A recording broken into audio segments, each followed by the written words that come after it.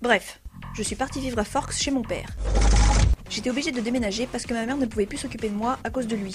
Chez mon père, il pleut tout le temps et moi la pluie. J'aime pas ça, en plus à Forks tout est bleu, mon père ne parle pas, je suis associable, pas douée en sport, j'ai une voiture de merde, ça s'annonçait pas top. Puis j'ai rencontré ce gars. Il était un peu louche, un peu trop blanc et vraiment trop beau. Mais apparemment il pense que je pue. Je crois qu'il me déteste. Finalement il m'a souri et il m'a dit Je suis Edward Cullen. Moi j'ai dit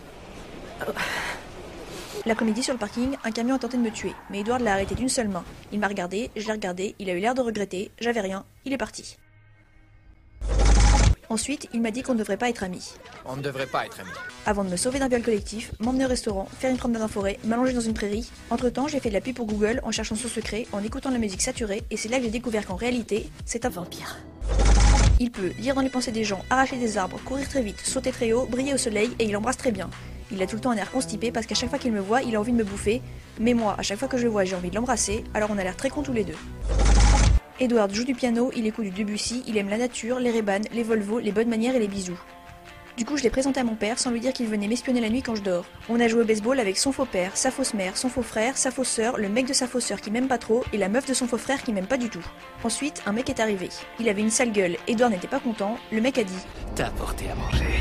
Edward s'est énervé, le mec voulait me bouffer. Il m'a suivi jusqu'à l'autre bout du pays, mais juste avant de me tuer, Edward est arrivé avec son père pour lui casser la gueule. Là, son père s'est pris pour Mufasa. Rappelle-toi qui tu es. Edward a dit « Je vais apaiser tes souffrances ». Je vais apaiser ta souffrance. Et comme il est vraiment trop fort et qu'il est vraiment trop beau avec ses cheveux jamais coiffés, il m'a sauvé. Maintenant je suis Croque-Love, mais lui ne veut pas me transformer, alors j'attends. Bref, je sors avec un vampire.